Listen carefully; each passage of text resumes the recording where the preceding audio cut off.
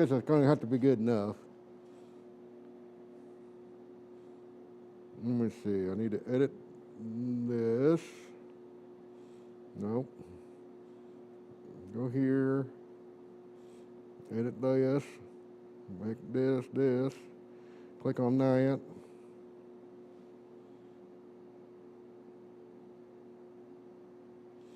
All right.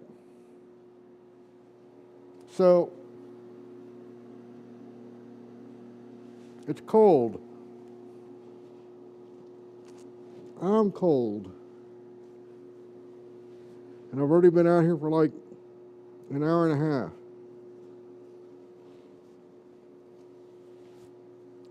So I'm not overly inclined to set up the other camera. Not overly inclined to do that. That all said, it would be handy if the lights were actually pointing at the work. Let's do that. Let's fix that. All right. That looks a little bit better.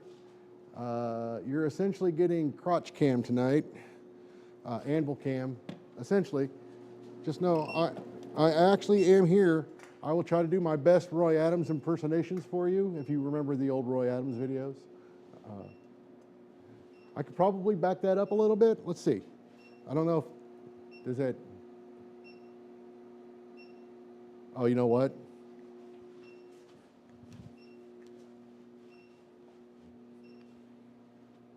Okay. Hang on just a sec, mode. Let me come over here and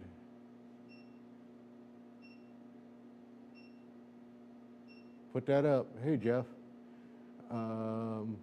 I can't tell. So, a couple of things, really. I have a new doodad, doohickey mabob. Why are you beeping? Stop that. Shut up. I'm working over here.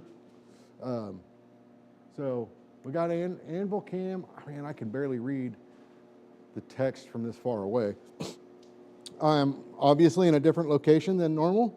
I'm in my shop. I'm just not over by the forges right now. I need to pull up, hang on just a second. I need to make sure that this thing is actually looking at the thing it's supposed to be looking at.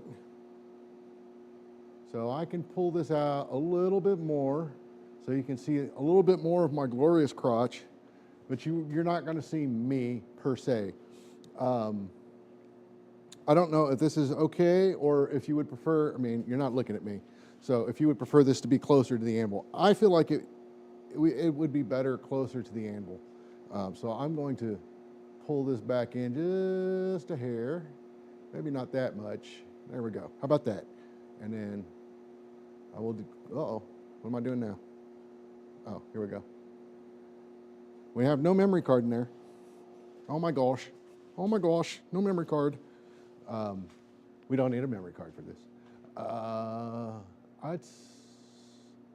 That looks like it's pretty well focused. As best I can do on this particular tidbit of tidbits. So, I'm going to try to keep it fairly short tonight, but do know that I have now acquired the means to run a machine, a PC, out here safely, and that will be probably my weekend project, is getting that thing set up and built and ready to rock and roll for next week. And then things will go a little easier, a little better, a little more smoothly, I hope, at that point in time. So that being said, things I was not ready for. I was not ready with the new computer running OBS. And then I only had, the way it's set up right now, I can only really pull off the one camera. But I think it's enough. I think it'll do what we need it to do.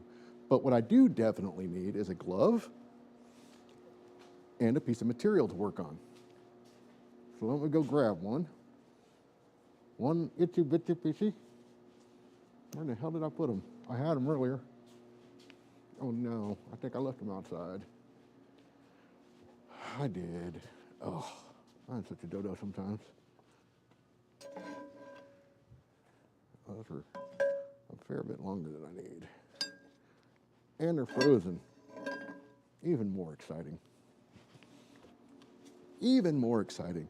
So I did a tiny version of this a couple days ago, just to make sure I could remember how to do this, but I will do my best. I mean, I could probably back the camera up if nobody cares, and then you get a full view of my gloriousness. But I feel like it's more important to show the processes than anything else, so it's just my opinion. You guys let me know what you think. I mean, I can always make adjustments, that's not a problem. All two of you that are probably not actually watching. But I'm heating up a piece of material right now. You could probably hear the beeps, maybe not, I don't know. I'm going to make a heart, Jesse. For those wondering, that is the process tonight. I mean, we're almost upon Valentine's Day, so I figured I would forge a heart out using, I think this is 1/2 inch round. But the first thing I want to do is get my little doodad out of there, way there. You know what I didn't think about was, if I'm standing here, you're not going to really see much. I did not think that through. Okay, so let's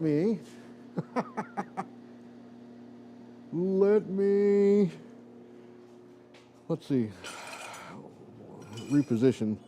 I got tools on the ground I probably should pick up, but I ain't gonna.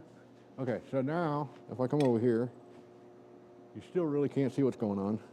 So how about if I do it here? And with the chatting away, I don't know that you can see anything going on anyways. Let me go resize that chat window a little bit. It's kind of obnoxious to me. I don't know about you guys.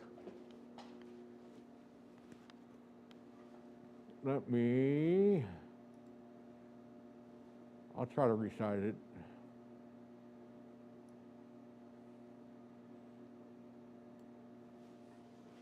All right, how's that? Probably too small, but we'll get over it. Hey, look, no memory card. But I can use my phone to monitor the chat to a degree. So let me get my hammer back out. Can we see?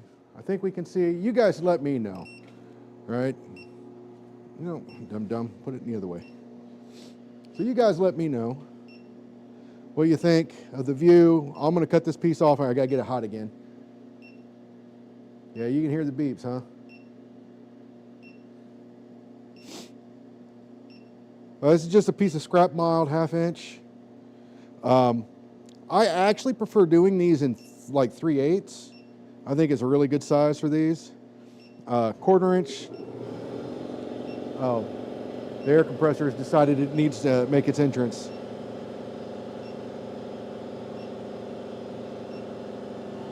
So I'll cut this off real quick while that's doing its thing.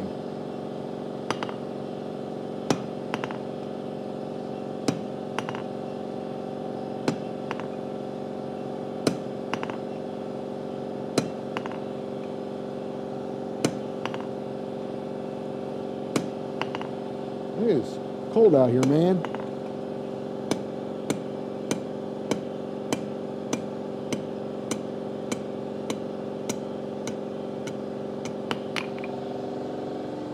Don't need to cut all the way through. We've all talked about that before. I don't know how loud the air compressor is on the camera, but it's loud in here.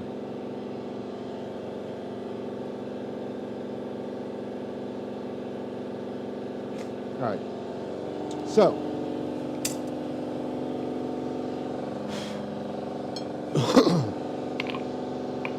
I will let that do its thing while I come over here and check on the chat. All right. Thanks for that rude interruption, Mr. Compressor. We can hear you fine. All right, sweet. So, like I was saying, 3/8 I think is probably the more ideal size for this particular project, but I just knew I happen to have this 1/2 inch laying around, and it can be done in 1/2 inch. It can be done almost in any size in the same basic process. So we'll just use this 1/2 inch and call it good. I need to get my smoke is not quite smoking, so I need to get it going.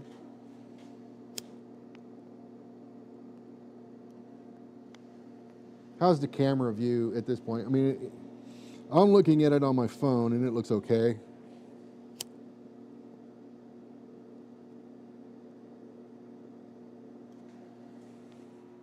Would you guys rather see a shot more pulled back, or do you like crotch cam? I kind of like crotch cam myself. It's a bit blurry. Let me get my high-tech focus ring out. Yeah, it is a bit blurry.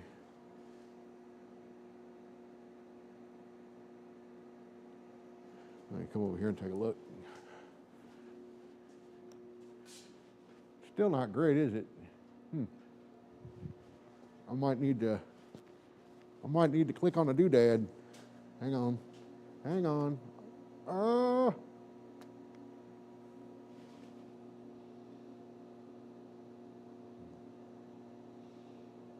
There we go. How about that? Minus the no memory card. Should put his card in there just to keep that thing from mouthing off all the time. All right. So we're back to Roy cam. Roy's around. He remembers the good old days of. You get a lot of that action. So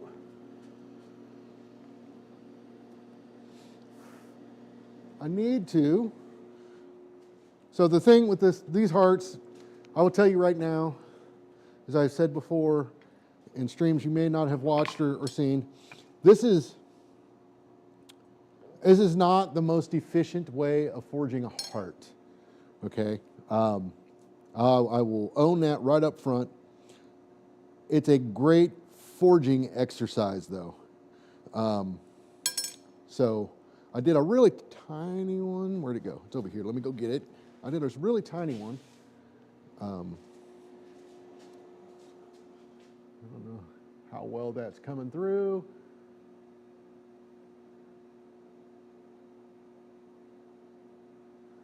But we're going to make a much bigger one than that. Much greater bigger. Chiller's up to 70 degrees finally. Came out here, was like at 38 or something. Can't make out the expiration date. I hope Gatorade doesn't expire, because I don't know. No, it's relatively new. I'm sure I could find some out here that have been sitting around a while, though. So the first thing I want to do is bend this. And I'm going to try something I haven't tried before. And you only need, for these hearts, a 1/2 inch, maybe 2 inches of material, tops. So but I haven't really done it like this before. So I'm going to come over here and bend it.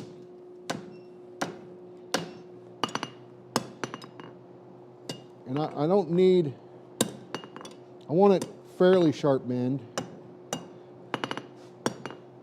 But here's the key to this, right? So when you do your bend, this side and this side need to be approximately the same length. So I'm going to try to mark this at about the same. So that way when I go to actually work on that part, I know I'm cutting it off fairly similar.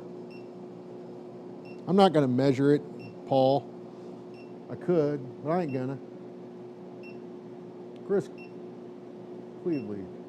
Short streams in a symptom prostrate. No, Yeah, I know all about that. I had an issue with that last year. Um, Let me tell you, it wasn't a prostate thing, no. It's some kind of a cyst on a nerve that controlled my bladder and other wonderful functions down there. It was not fun. Um, so I want this leg to be about the same as this leg. That right there looks pretty close to me. So I'm just going to mark it.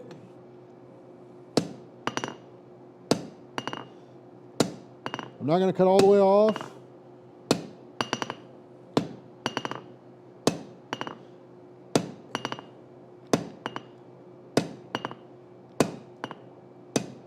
That's all I'm going to do for that. Oh, well, there's this little bitty ribbon right here. All right. So now those are about the same, wouldn't you say? So I'm going to... I don't normally take my hot cut out. Yeah, I know. Hear all about the safety Nazis out there, but I don't normally take mine out because mine is far away from where I work. But in the spirit of working safely and being able to see what the hell I'm doing, I'll take it out. Okay, campers, rise and shine. So now that I've got the bend, what I need to do is draw that corner out. Often referred to as a Haberman bend or a drawn corner. You just basically bend this piece, and we'll draw it out. And I see my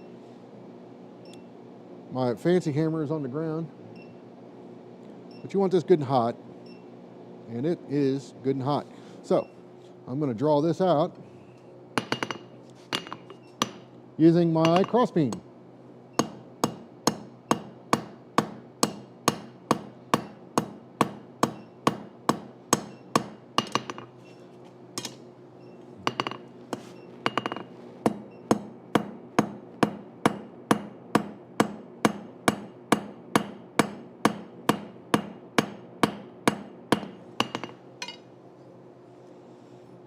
I'll take another heat, pull that out a little bit more, but you can see where we're at with that, I think. Yeah, you can see it. We'll get the beeper going again. I like the beeper to be beeping. So we're going to pull this out a little bit more before we dress it. You don't have to dress it. I just think it adds a little bit to it, personally.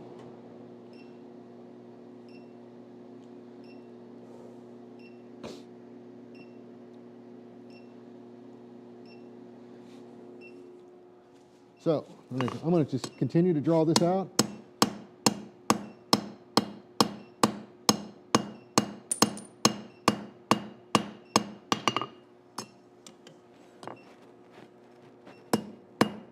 And this is probably all the more I need to do.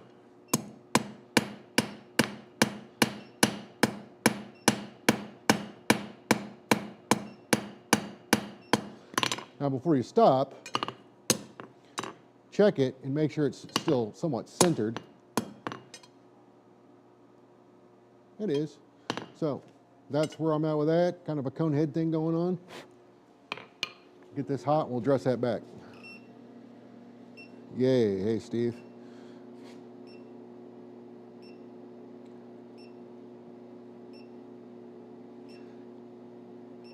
So I will preface this. I'm not using the ideal coil size for this. So these heats are taking a little longer than normal, but that's okay. So I want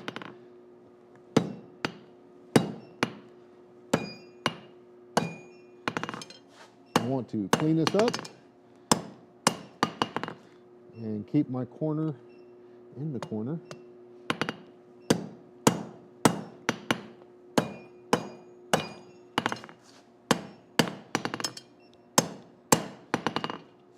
We'll just put some heat on it.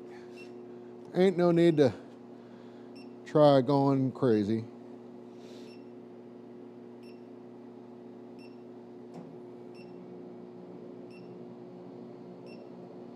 And you can make these corners as, as sharp a corner as you'd like, as square. I'm not going to go that far. In fact, get pretty close to what I want.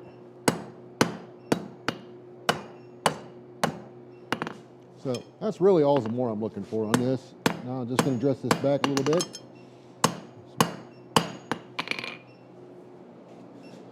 A little pucker in this, so I'm going to get it hot and dress that out. I'm working on a heart, Thomas. Bigger one than what I did the other day. Same thing, essentially. It's Valentine's. Get out there and make your women something.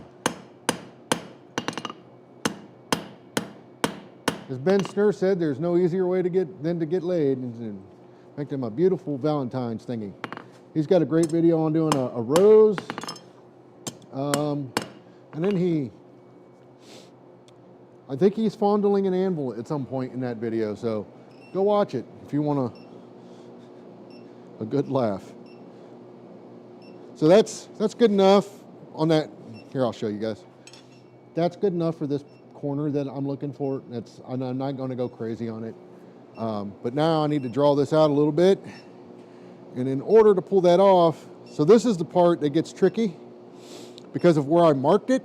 I've weakened that area quite significantly, actually.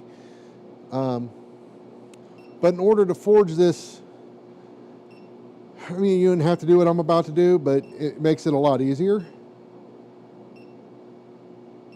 You can cut this off and hold it with tongs if you want it. You can zap your doodad. But what I do is I get this hot, I put it on the anvil, and just hit it down. There we go. But see, because of where I cut it, that could pose a problem later. But I think it'll be okay. I think we'll see. Worst case scenario, breaks off, and then I have to use tongs.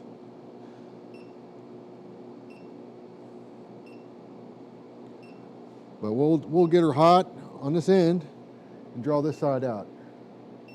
Derek's stuff. Hey. Well, hey, Derek's stuff. What kind of stuff does Derek have? We need to check this out. All right, so I want this hot. We're hot. Round side. We're going to forge this down. Notice I ain't going crazy. Ain't no need to go crazy. No, it is hot out here, or cold out here. Maybe if I wanted to heat things up, I could go crazy.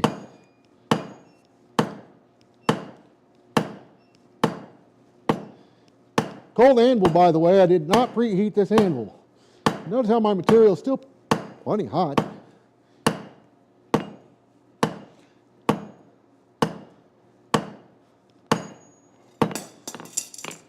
So we'll straighten that up a bit. So we've already pulled that out almost twice the distance that we need, of this almost.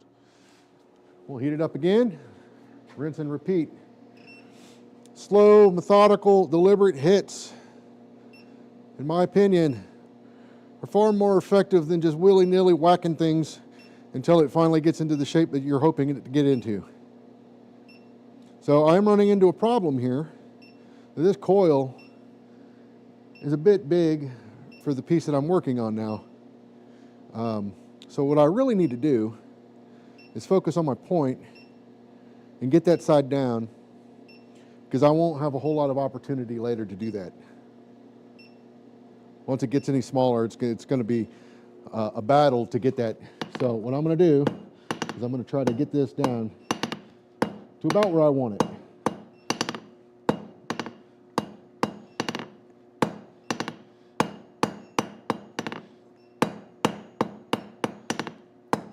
I think that's probably good. But so I did that because Adirondack hot plate of steel will heat up that anvil easily. Yeah, I don't buy into that. More power to you if you're one of those people that needs to do that. I do not do that. This particular piece of steel stayed hot longer than most people know how to forge on a hot day. And the key to that is not burying your material down on your anvil. So there's no need to heat the anvil up. It'll get hot eventually anyways. When you're talking about the delta between 2,000 degrees and 30 degrees, I mean, you're not buying yourself much by heating it up to 100 degrees. So we just forged that point down. We'll just, oh, that was a bad hit. You see that? Gotta fix that.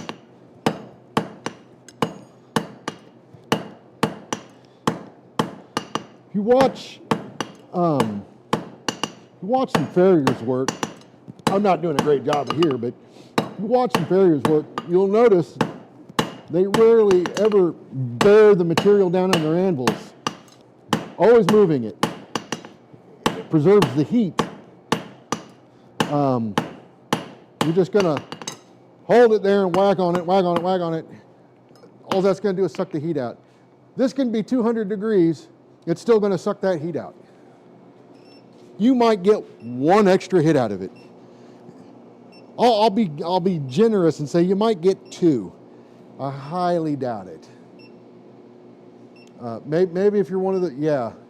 You saw a guy forge weld on a block of, yes, you did. And it can be done.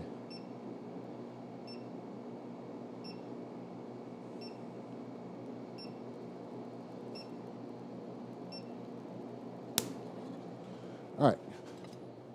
So I need to clean this up a little bit. But this is pretty much where I want it. I want it to the anvil or across it.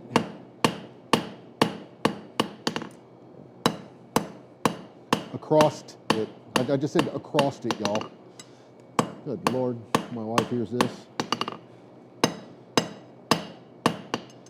So all I'm doing at this point is cleaning up the biggest hammer marks I'm seeing. Try to keep it clean. Less work you got to do later. You can take the corners off if you want to. For this, I'm not. Just make sure I actually do speak English, believe it or not. Making sure that, you know, there's nothing too crazy going on here that I don't want to have to deal with later. It's just easier to fix now than to try to fix it later. So there, that's what we've got on one leg. Now we got to do that to this side. How do we do that? Well, I'm going to have to cut it off completely. I just marked it, and then we'll do the same thing. However, I'm going to need a pair of tongs, which makes this a little bit trickier holding it because that's a taper in that corner, essentially. But I think we can make do. So you could, there went a bend over. Perfectly good bend over, wasted. All right, let's try that again. Okay.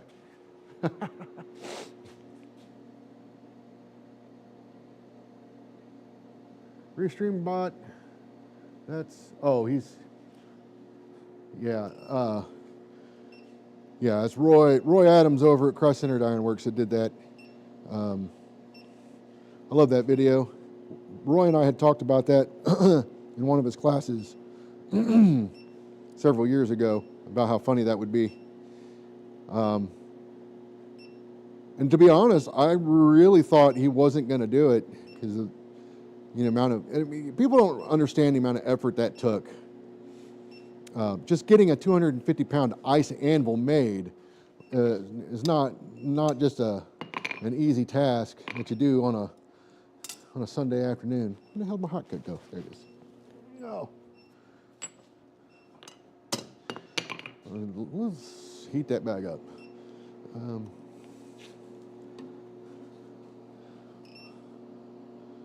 Get this hot and cut this off.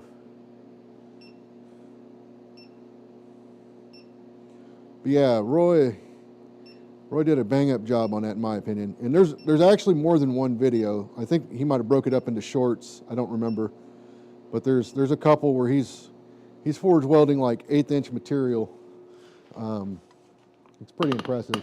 It's pretty impressive, regardless of the fact that it's being done on an ice anvil. But then when you add that little tidbit of knowledge to the process, it's like, oh. So there we go. Now this bar's got a bend in it. I'm going to try to straighten that up real quick, just a little bit. I don't like picking up a piece of scrap or whatever, something that's been forged and it's all wonky and bent up. It's hot, might as well just do it now. There we go. So, done with that. We'll put this up for now. I'll get the hot cut back off of there. So, yeah, let me find a place to, here, hold that big shelf. So now we need to do the same thing on this side. So one of the things when you're working on something like this is to think about how you're going to hold it.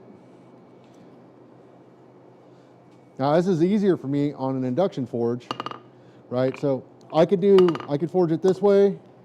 I don't recommend doing it this way because you've got a big spike sticking up. That could be problematic. So I'm going to shift my grip and I'm going to forge it this way and try to keep that spike out of my hand. But you do you. If you want to stick a hot metal spike into your hand, I will never tell you to stop. Go for it. The Hardy on that anvil is 1 inch, and I believe the Pritchell is 5/8. I don't think it's 1/2 inch. I'm pretty sure it's 5/8. That's a Holland anvil.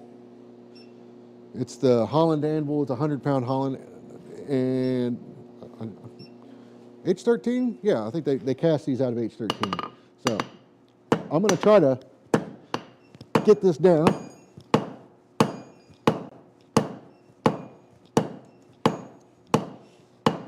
I'm going to try to get this point down pretty quickly this time, instead of fiddle farting about.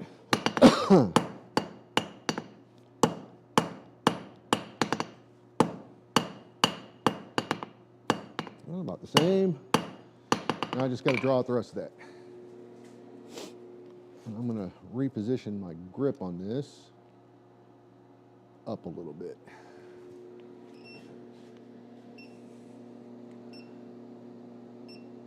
And again, this is not, by any stretch of the imagination, the most efficient way of forging a heart. This is really more of a forging exercise, forging tapers, a little bit of scrolling in it, practice holding with tongs, things like that. So here's where holding with the tongs gets a little tricky because I need to get this up. There we go.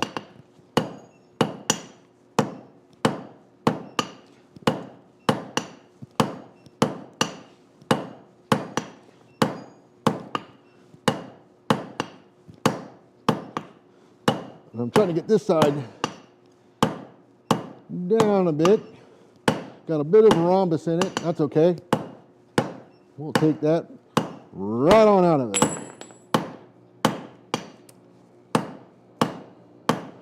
One more heat and we'll be able to get this about where we want it. This would be a little easier with a smaller, not easier, but I'd be able to heat this up a little quicker if I switch coils, but I don't really want to switch coils right now. Get to the point. I'm working on it, man. I'm working on it. Do you have a Holland swage block? I do. I have one of their, what is it, a 6-inch swage block? It's pretty nice. I dig it. All right, so same thing. We're just extending our taper. So that is not playing nice, so I'm going to come over here Hey, hey. Twisting on me. That's okay, we can fix that.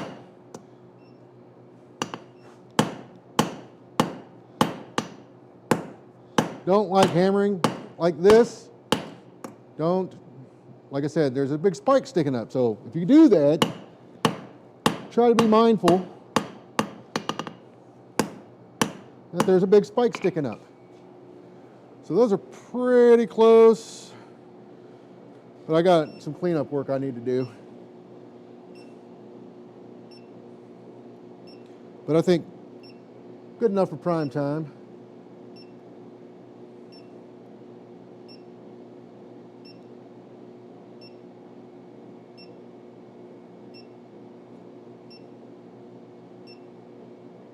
All right, so I want to keep this corner in the corner.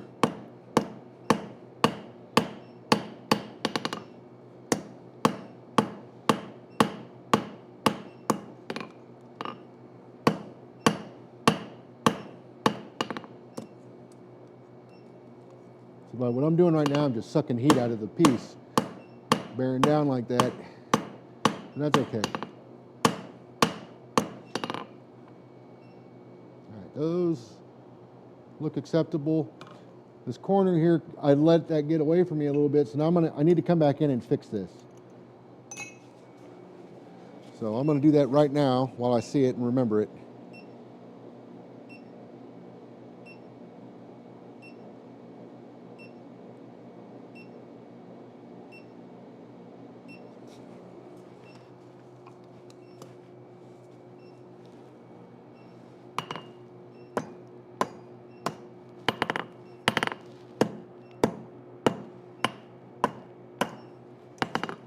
That is a fair bit better, but I need to. It's moving around on me, and these gloves are not helping the situation at all. So let me get this hot again. So there's a little mark in there that I'm trying to deal with. Not a big deal, really. But, I mean, I saw it, so I might as well try to deal with it. Where am I located? I am located in Indiana, the humble little town of Albany. So if you know where Muncie, Indiana, which is about an hour, 45 minutes north of Indianapolis, I am 15 minutes east of Muncie. I don't know if that would be considered northeastern Indiana. I don't know. I don't know what they consider that around these parts. I'm a relative newcomer to the area. So this leg looks longer than this leg. So we're going to work on this leg a little bit more. But I saw that corner and I wanted to address that while I saw it.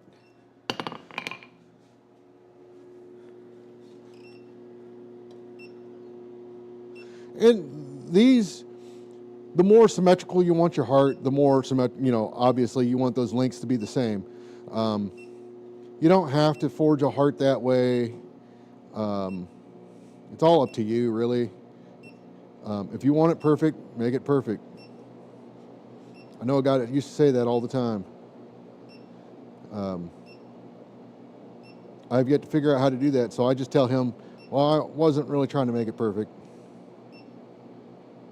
So there's that, and I'm going to come over here.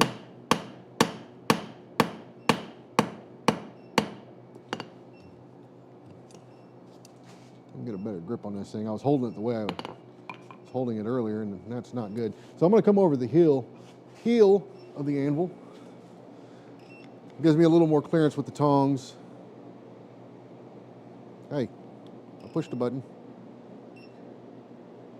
And I do apologize on the chat thing. I'm having to use my phone to monitor the chats. So, missed the beginning. Did you upset the bar to build the mast? Funny, we're north of Albany, New York. Oh, nice. No, there was no upsetting done on this. This is colloquial term. the term, using big words that I'm fudging, the common name for this technique is the Haberman bend. You can also refer to it as a drawn corner. It is not an actual upset corner.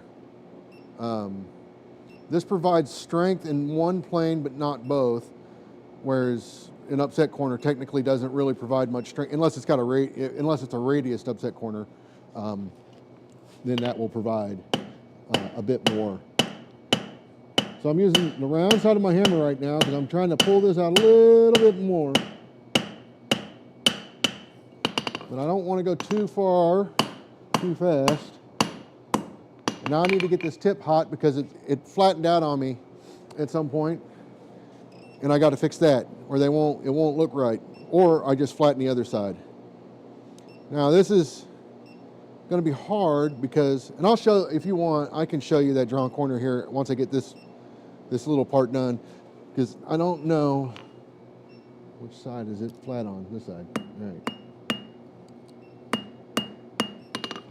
Yeah, that's going to be, I think it's just going to be what it is. I'm not going to spend too much time on that. I screwed that up. You can call my mom, tell her Rob screwed it up.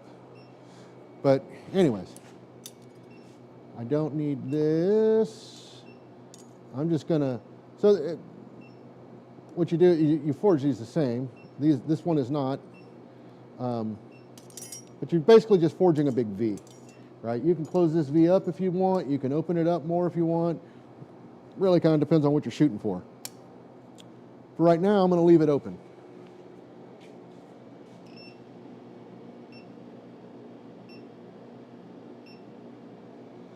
So I'm going to heat this up-ish. And again, this is like an 1.5 inch coil that I'm putting this tiny piece in. So it's not an efficient way to heat this bar up. At this point, I really should be using this little guy to heat this up. But it'll work. It'll do the thing. It'll do the thing. So we're going to come over here to the horn and just start rolling this over. Just little scrolly thing. And then we'll drop it on the big shelf. We'll pick it back up. And then we'll probably need to get that hot now. Because, you know, dropping. Dropping is an effective way of forging. If you drop forging. Or I was not drop forging. I was just dropping. Do you quench to keep the heart, the heat? Heart, heat. Do you quench to keep the heart in the corner, to keep the heat in the corner? No, I do not.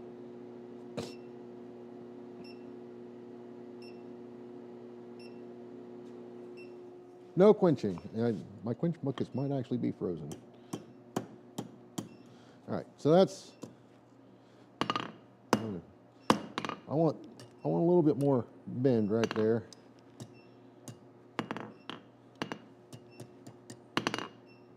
I like that. I'm gonna leave that alone. And then see if I can do something similar on the other side. Hey now, we're done with the big shelf for the moment. Let me bend this one up and then, hey.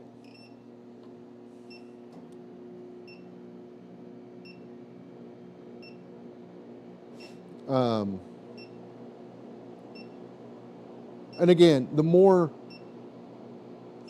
the same these two legs of the V are, the better, the more symmetrical your heart will come out, provided, you know, you round everything, you do everything about the same. So I'm gonna bring this down. This needs to come over a little bit more. There we go.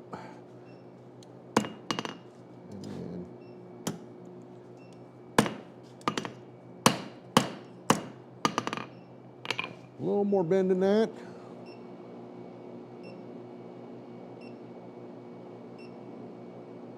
Look there, I snuck in on this bad boy and got just a little bit more out of it. That's pretty close. It's not the same, but it's close enough for this crowd. I'm gonna put that down a little bit. Now Now we need to close these up. So that's where we're at.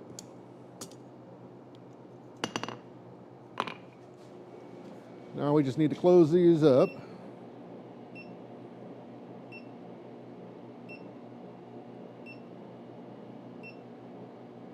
And again, I'll show that corner again.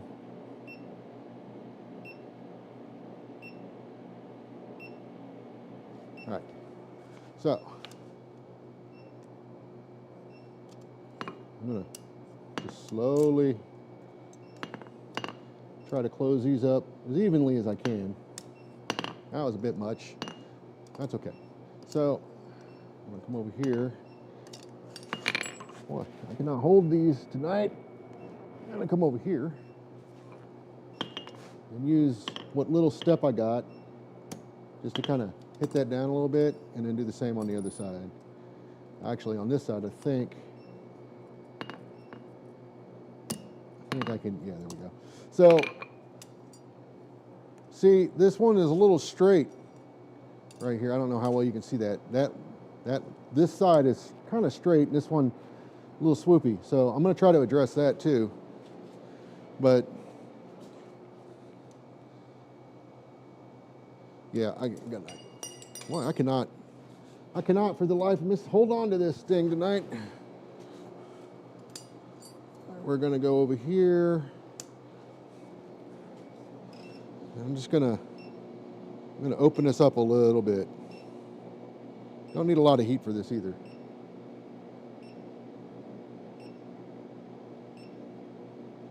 I quench in the blood of failed knife makers. And let me tell you, I got a lot of quenchant right now. Seems to be quite a few of them right now. Get this up over here again. There we go. Just trying to put a little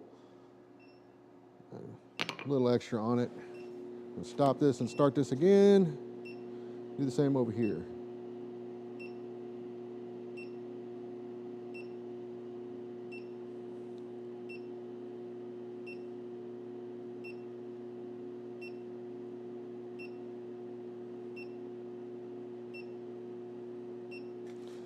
And this one I might be able to sneak that. Oh yeah, sneak that in there a little bit. All right. And this side needs to come down a hair. And this is not the greatest version of this that I have ever done, but it is not the worst either. And I'm just trying to close this up a little bit.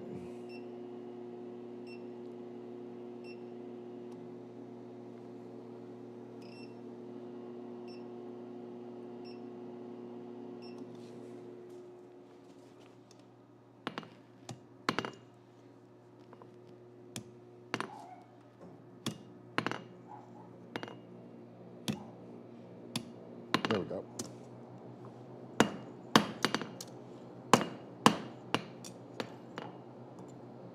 And just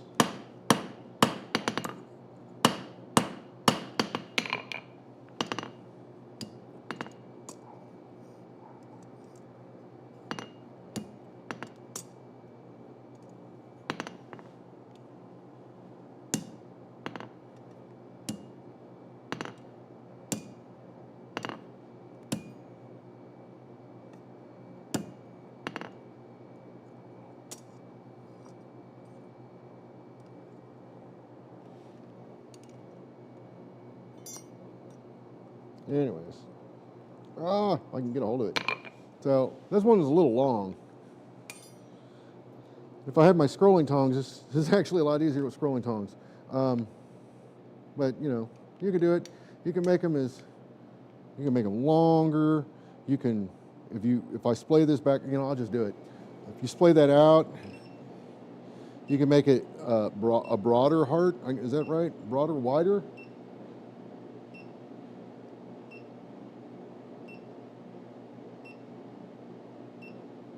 So you can try to open it up with something here. You know what? You guys know what I'm talking about. It's cold, man. My feet are cold. Good enough. I'm going to show that bend real quick. Where'd that bar go?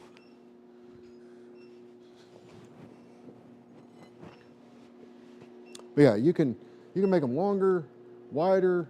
Your angle is going to play a lot into that. How much you draw it out. Obviously, if I had forged these the same, it would be a little bit more symmetrical. But this is just a piece of 1/2-inch bar. We'll get it hot. Show your induction forge quick. Yeah, hang on, I'll show it to you. It's just it's a 15 kilowatt coal iron works induction forge. I think they have some in stock right now. It will run on a 30 amp circuit, 220, 240, whatever. I'm not an electrician, I just plug things in. But they say, I mean, it will run on a 30 amp. I've done it, but it's preferable to use a 50 amp, to be honest. So you want to get your piece nice and hot. I can show the induction forge after this. Get your piece nice and hot and just bend it. Put a 90-degree bend on there, or whatever you want. Right? So that's what we got. See, it's nice and hot right now. We're going to heat it up some more. And I will actually switch to a different hammer real quick. You don't need to. Well, you know what? I'm not, because I have to bend over to pick it up. But heat is your friend in this particular case, as in most cases. And then you're just going to, use a cross peen, fuller this out. Start from the inside of the corner and work your way out. On both sides.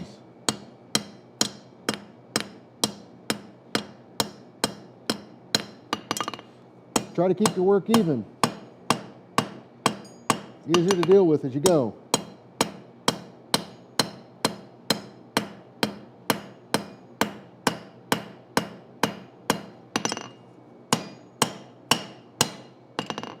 So there you have that, right? That can come out quite a bit more.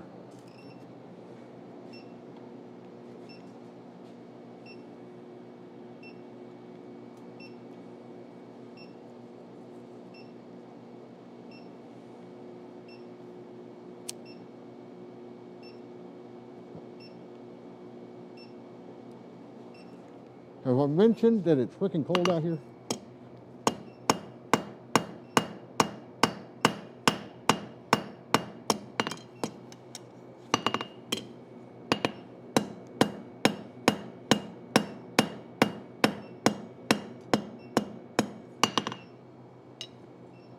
There we go.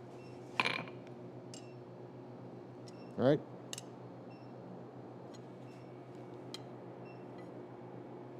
Now we'll get that hot again. We'll dress that corner back. This is where you could leave it like that if you wanted to. I don't think it's necessarily good looking that way.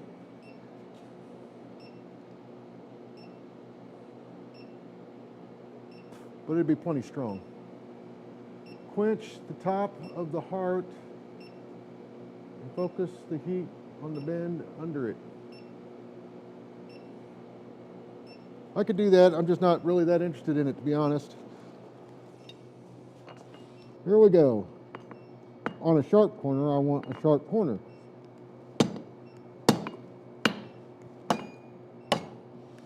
So that's where we're at, right?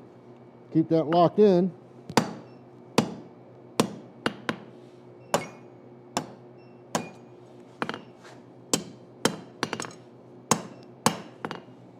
And that's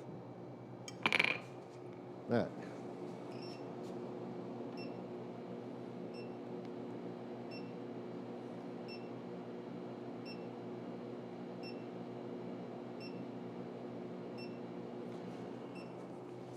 And I feel like I'm not quite where I want to be, so I'm going to pull this out some more.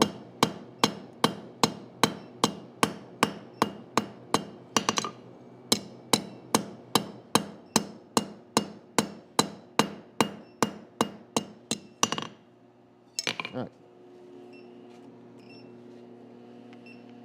And herein lies the naming of the drawn corner. You're just drawing that corner out. And you can take it as far as you want, really. I mean, until you run out of material, obviously, but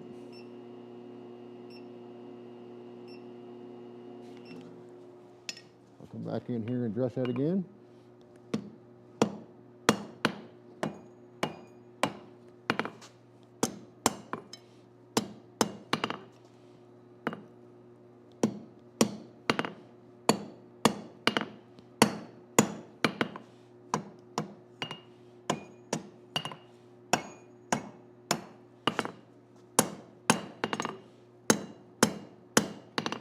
There you go. Set that back in. You can set that angle to kind of really whatever you want, but that's the drawn corner. Not the prettiest one I've done, but it works. As far as the induction forge goes, I don't have a good way of showing this because I use a fixed camera, but we'll try. There it is. Coal Iron Works. There's the main unit.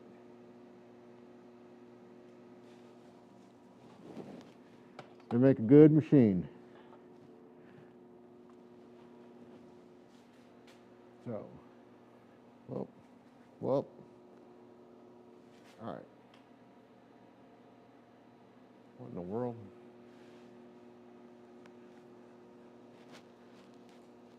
Oh, I see what's going on.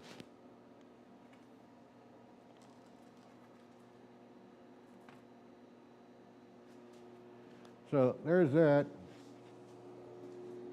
drawn corner. I made the comment 5 donuts ago. You can see the prompter when live streaming, be engaged with your audience. Yeah, I'm not that interested in it, dude. I mean, you're either here to learn how to do some stuff or you're not. Engaging with the audience is not really, I don't see any benefit to that. I try to engage, but at the same time, I'm more focused on showing folks how to forge things rather than communicating with a bunch of people I don't know. I mean, I'm sure that they're all great people, but at the end of the day, I don't care that much. This is really more for my own purposes, to kind of evaluate things that I'm working on, and then hopefully show other folks how I do certain things. So we can either learn together or not. I mean, that's entirely up to the viewer. I had a person one time got on here and they wanted to berate me because they didn't think they were learning anything. Well, I mean, at that time, that particular stream actually explained that you weren't learning anything. So why he clicked on the link in the first place is beyond me. But, more power to anybody that wants to do that type of engagement. To be honest, when it comes to I'm streaming to Twitch right now. I don't know which platform you're on, but I am streaming to Twitch right now. And to be honest, I feel like Twitch is really catered more towards that audience interaction, back and forth banter with the person, the streamer in the audience. So I don't necessarily think what I'm doing makes sense in that regard, But I do try to engage with the crowd, but at the same time, I will say this much. It is rare that anybody in the chat is going to tell me how to do something and then I'll actually do it. 9 times out of 10, you guys are forging in a completely foreign fashion than I do. I'm not saying it's right or wrong. I just don't. I do not what I would consider quote unquote traditional. There's some things I do that are traditional, but I'm one of those sick, like whack job Brazil nuts, what they call cheek spreaders. So I kind of go about certain things in a completely different way. It's 80 degrees in Tallahassee today. Well, ain't that special? I hate you right now because it is not 80 degrees in my shop. It's more like 28 degrees in my shop. And for me, that's freaking cold. I'm wearing my insulated bibs, and my toes are frozen because like the brainiac that I am, I'm out here in my hey dudes. I should be wearing insulated boots, but I'm not. So that's a drawn out corner. Really, if you're going to do this from a structural standpoint, you don't want, so you can see it on this one is not a good example, and I'll show you why. This line kind of moves in a little bit from right here to right here. So it probably wouldn't be a problem, but technically that structure right there is compromised. It should stay the same thick. It should never taper into the corner. If anything, it tapers away from the corner. So structurally, this would not be very sound. But for like decorative work, it's fine. You can use these to do like, you know, numbers and letters and stuff really quickly. You could make this a 5 pretty quickly. I mean, at this point, you just got to bend this right here, and you got a 5, right? All kinds of things. As far as the heart goes, lots of different things you could do there. Your suggestion, like I said, here's a tiny one I did. That was a giant pain in my butt, by the way. I was not thinking about how to hold this thing, and I don't have a lot of tongs to hold really small stuff because I don't do a lot of small stuff, mostly hammers and such. But hey, I'm trying to break out of my shell, you know? I'm trying to break out of my shell. How long have I been smithing? I've been forging since 2019, so what is that? 6 years at this point? 5 years, 6 years? Let's say 5 years. Let's just say 5. I'm not sure that first year really counted. I did a lot of, I still do a lot of dumb, but I did a lot of very dumb that first year. And then when I met Brian Brazil, a lot of that changed. And then I met jokers like Bill Corey. He taught me, to be honest, I kid with him, but Bill Corey actually taught me quite a bit about forge welding. I understood the general ideas of it, but watching Bill forge weld stuff and then listening to him as he talked through his process really taught me a lot about forge welding. So I know Bill's got a channel out there on YouTube. So if you ever get a chance, drop in and check it out. You might learn something. You might not, who knows? I'm a big believer that even if you don't use the strategies that have been laid out before you, you're still learning something, because you might have learned, you know what, I don't want to do it that way. Therefore, you have learned something. Or you might give it a try and say, man, this is pretty awesome. You've still learned something. So I think there's value. I mean, even watching like complete noobs, I'll sometimes learn things because I will see them do things and go, huh, I would never have thought to try that. 9 times out of 10, it doesn't work the way they hoped it to, but every once in a while, one of those dudes will shock you, and it's like, huh, all right, I'll have to try that next time.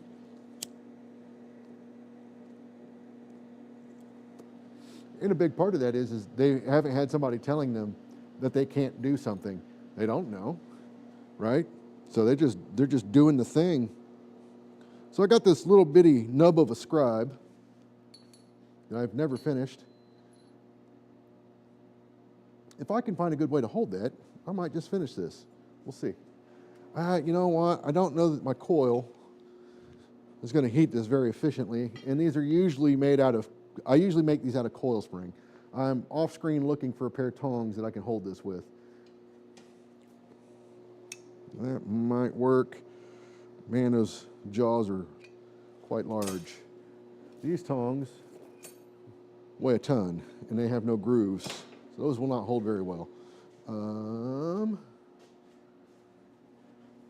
Let's see, what do I have over here? Oh, here we go. These will hold it, I think. Not well, but they'll hold it. Let's see how it heats, though, because if it's not going to heat up okay, I'm not gonna spend much effort on it, because this, like I said, this is coil spring, and banging on red hot coil spring is really not. You're not doing much but planishing or stressing it out. So if I can't get it beyond a good bright orange, I'm not going to waste my time. Yeah, that's not going to do it. Really, for this size, I should drop the coil down. I'm going to take some time. The next time it gets somewhat warm, I'm going to come out here and work on getting my quick connect coils going. My buddy Dan just recently did that and kind of made me realize what a slacker I am. I think in 3 months I will have had those quick connects for a year. So yeah, I need to get off my butt and do something. I have so many projects, so that's the problem. Let's forge something else. I don't know, what should we forge before I stop? Or should I just stop? You know, maybe I should just stop. Oh, I know what I can do. Let's forge a doodad. That's ½ inch. I mean, we could forge it out of ½ inch, but I don't want to do it out of ½ inch. Let's just forge it out of 3/4 inch somewhere. I had 3/4 inch. Let me go get it. Got to walk the shop and go get it. Oh, here we go. Here we go. So, because I need to be practicing these anyways. So, I will make you endure my pathetic practice. The first thing I need to do is cut this bar down. Oh man, it's punched on one end, so let me move down a little bit. Somebody marked it to be punched, but didn't punch it. I think that was me. I think this is from Coal Iron Works. I was showing somebody how to do this. And in doing so, realized I need practice. Kevin Stokes had dinner in town. If I knew you were alive, I would have stayed home. No, man, go out and have yourself a good time. How could go this time? So let's cut it. Where did I see that? Oh, there it is. So let's cut it there. Oh, that was bad. Thankfully, on the side I'm cutting off, so.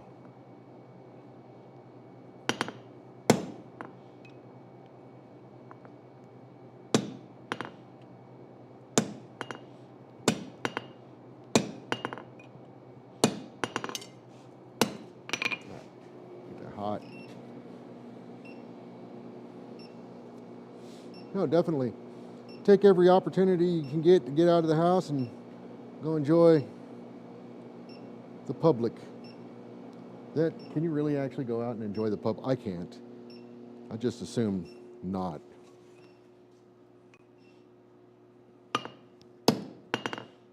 All right, so I have a double hit here I'm trying to fix.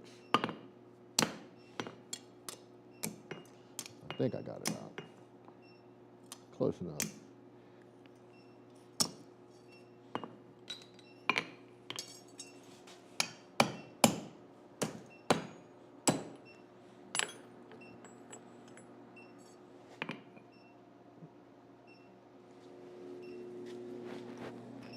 I'm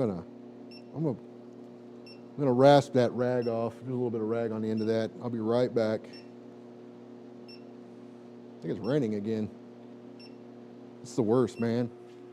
Cold and rainy. Fuck.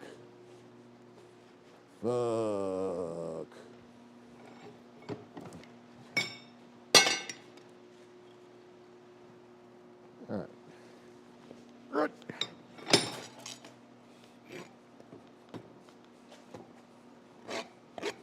Sorry you can't see this. I only set up one camera tonight. Next week, I will have both cameras going again. Maybe all three. We'll see.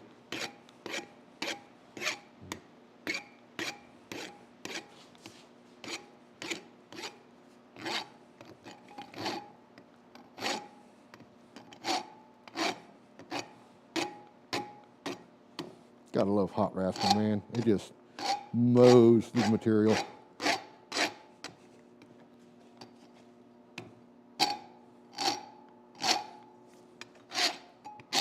All right, let me file this a little cleaner than it is.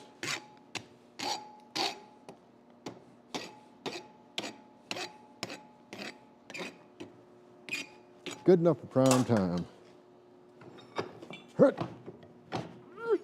Even with that bearing on there, that sucker's hard to get down sometimes. Okay, so I just cleaned off the rag. Makes for a cleaner cleaner foraging. Currently lightning and heavy thunder over here. Heading your way. Well, fantastic. Aren't you the bearer of great news, Paul?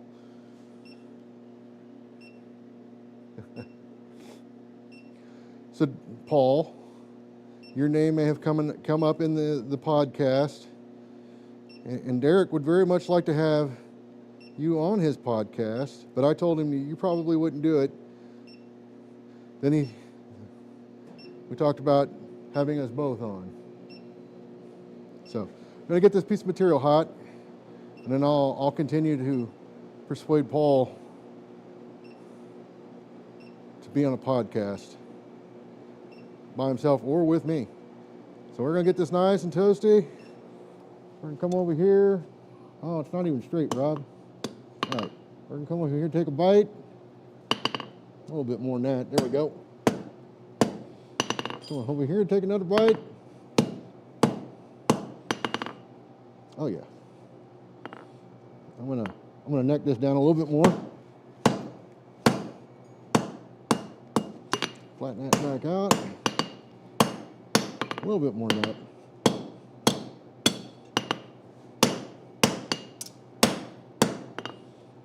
Now I need to take a little bite here.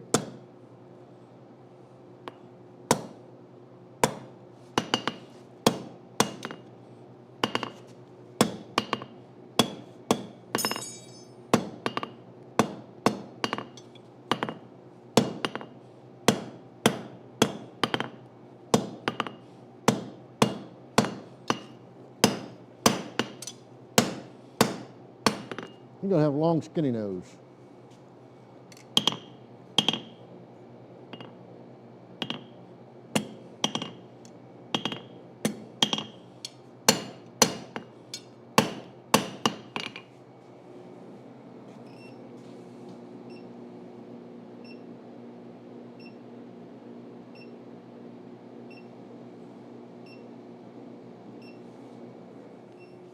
It's actually a terrible horse. Oh, I'm sorry.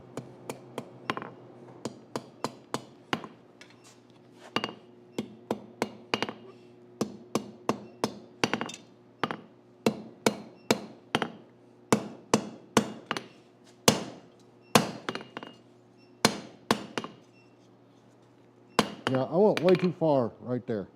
So that's a terrible looking horse. That's okay. That's why I need to practice. It's been a while.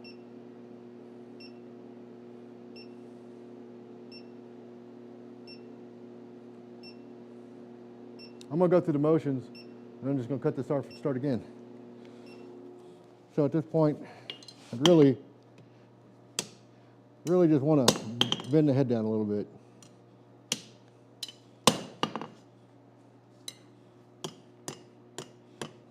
Well, actually, in this case, I'm gonna bend it down a lot.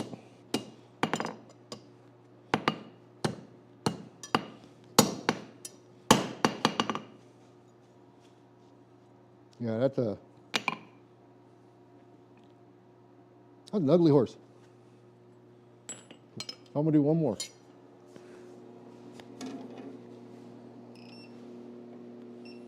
if I can remember how to do this.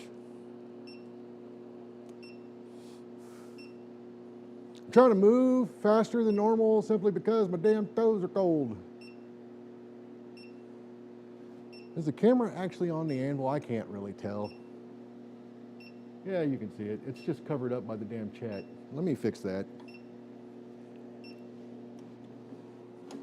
I want to move it here in a second.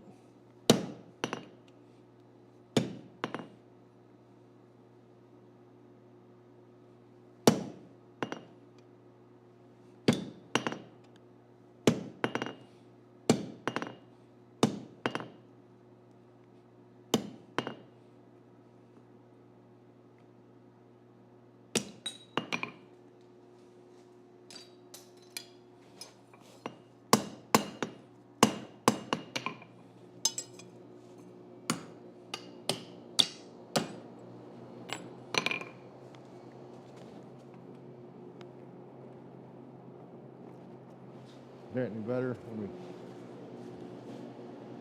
I can't tell. Well, there's no way that's any better. It's not even pointing at the damn anvil. There we go. Oh, come over here. I gotta. Wasn't framed, but the damn Chet thing was right in the way. I think this will be better. I think this will be better. Mo Better Blues. Might have to get my focus ring back out. I've got a different one this time.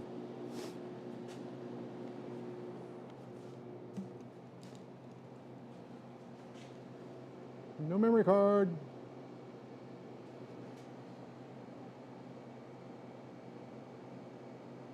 Wow, that's not focused at all.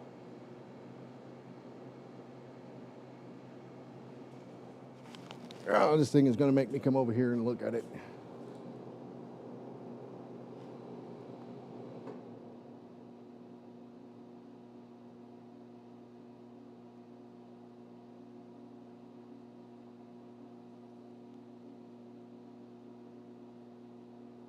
Okay, that should be better.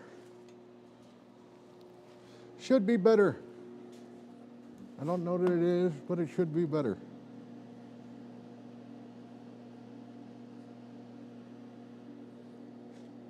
Okay. So I could have screwed up and you guys wouldn't have known because it would have been all out of focus anyways. Now I done screwed myself over. Done screwed myself over. All right, let me get this. I'm going to get this hot and just, I'm going to upset that rag back a little bit.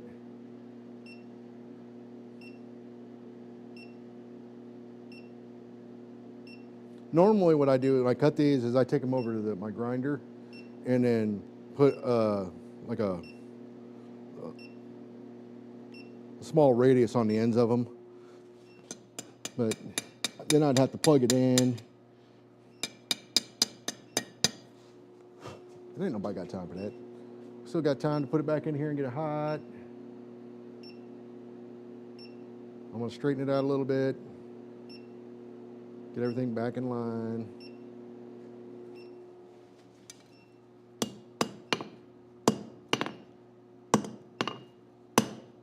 Better.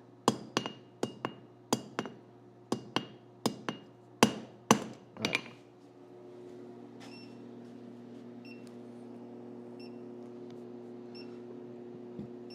So the first set down for the snout, you could take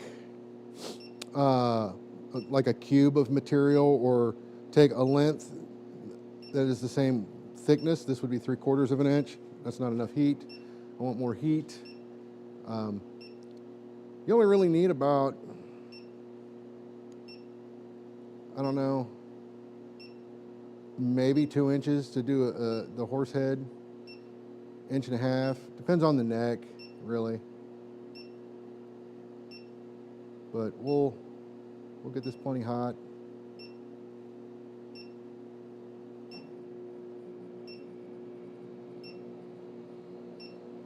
All right. So about a cube for the snout, or you could do a little less.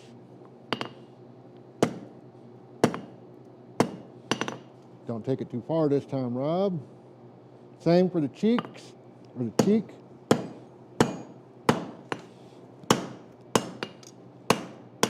Now I'm just going to extend the taper up a little bit.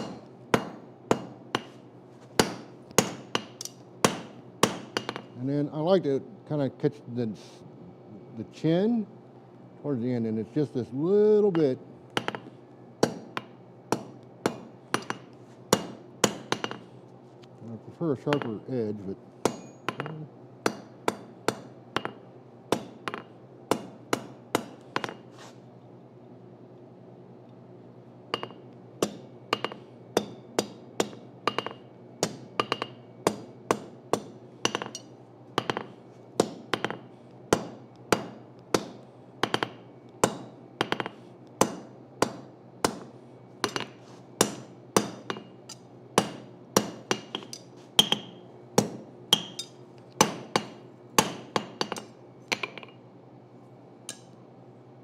much better. I'm going to go back over it just a little bit and redefine some features. I don't need it blazing hot for that. And I also want to forge out some of that pucker I see. So I'm gonna come after that right now.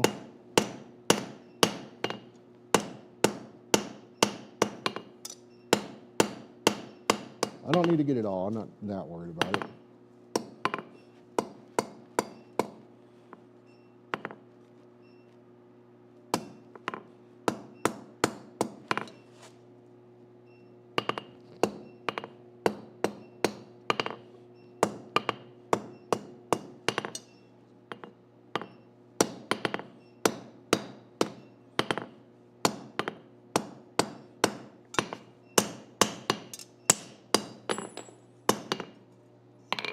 Yeah.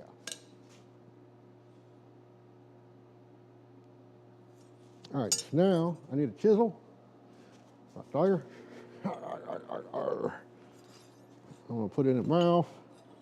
If I can hold it.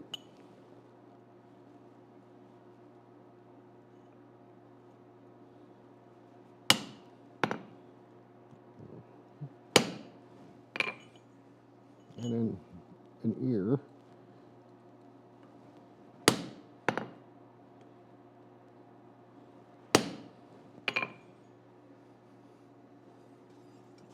So I got the mouth and the ear started. And then I need to go get a couple tools. And I put them away. What was I thinking? But at least I know where they are. Right? That's what I'm telling myself. At least I know where it's at.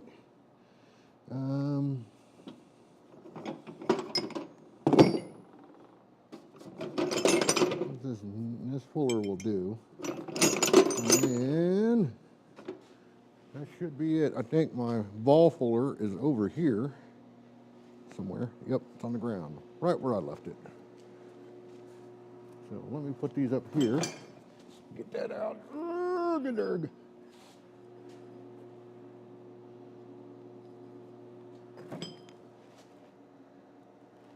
Almost grabbed the wrong end. It is a little hot. I don't need it crazy hot for this particular step.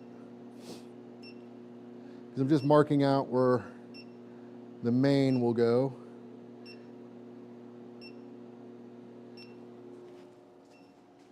Would have been handy to have the fuller ready. Dum-dum.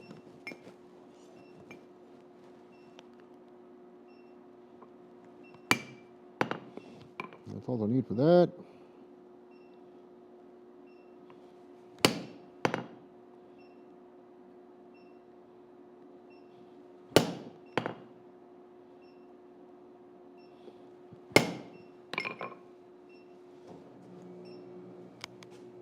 Where we're at. I'm going to go over there a little deeper.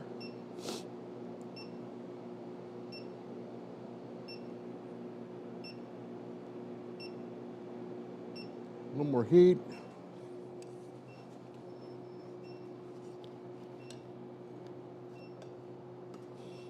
Not a lot because they're not as defined as I'd like them to be yet, but they will be there after this heat.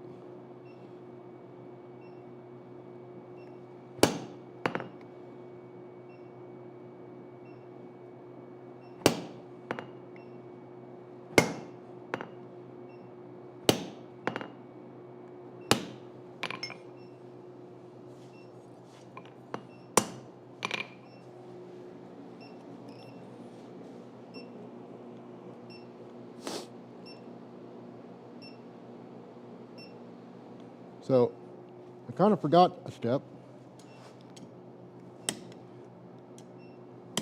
but I think I can pull it off right now without too much concern.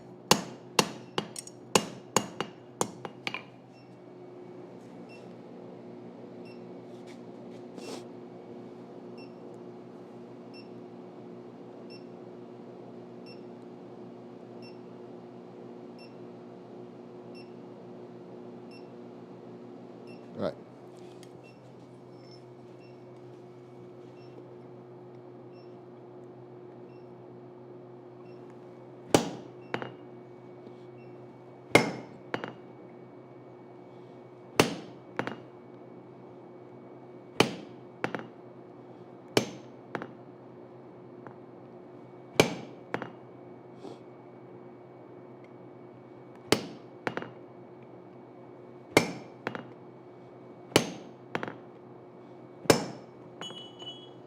Landed right on my, hey dudes, which means it kind of hurt. Oh.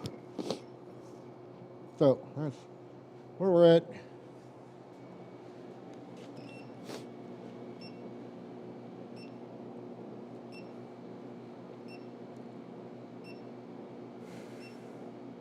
The ball fuller I'm actually using for this isn't really the greatest. It's more, technically it's more of a mandrel or drift, but it will work.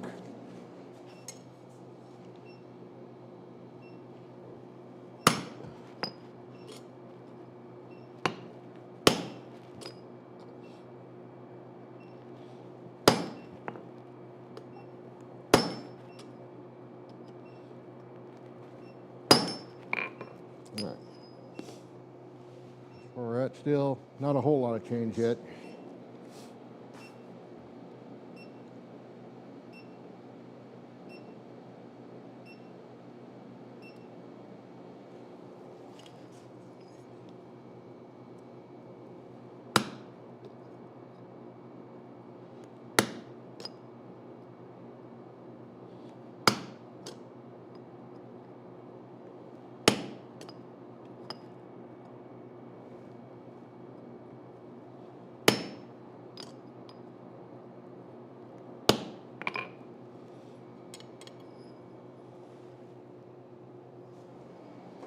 Just pulling that cheek down a little bit. Now I'm going to get this really hot for this step. Really hot, kind of hot. I want a good mark.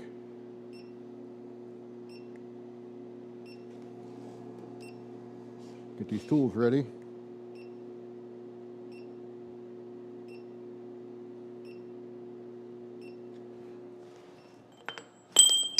That's one way to get them ready. Just throw them on the big shelf. All right. So over the eye.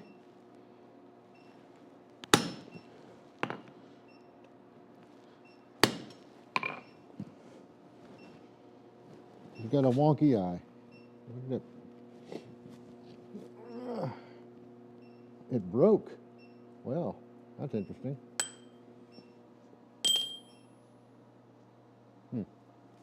So, yeah, I can use, if you don't have a nose punch, you can just use a center punch for the nose. I like the nose punch better. It's kind of like a U-shaped. Let me go grab one. Another one. That one broke. That's why dropping your tools sucks. I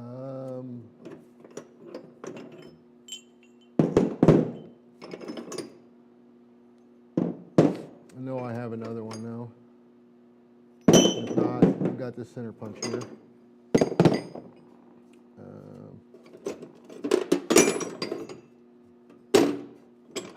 Looks like I don't have one. I do not, so we'll just use this center punch and give them a little nose. But yeah, that fell on the ground on the concrete and broke, so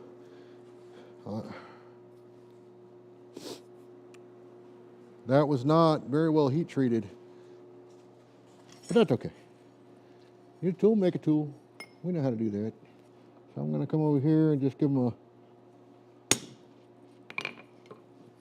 a mark for nostril.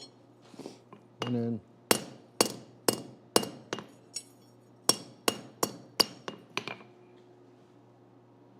that'll do. Clearly, I need more practice. In a minute. The horse head. And that, my friends, is all I'm going to do tonight because I'm fucking cold.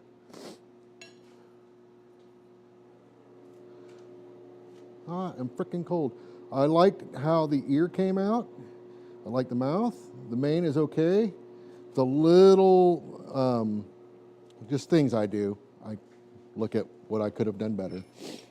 The spacing between the main marks could have been a little bit close. This could have been a little closer or spread out, one or the other. This one probably could have used an extra hit, which I could still fix. The eye probably could have been, that was a bit big of an eye punch that I used. I'm okay with the cheek, the jaw, chin, in the mouth.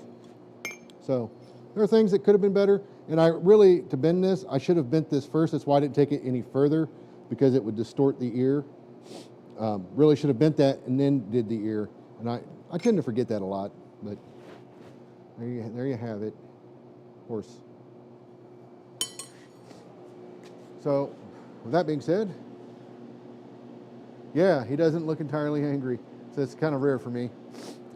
Corbin apparently likes to make angry horses. I'm going to turn all this off real quick.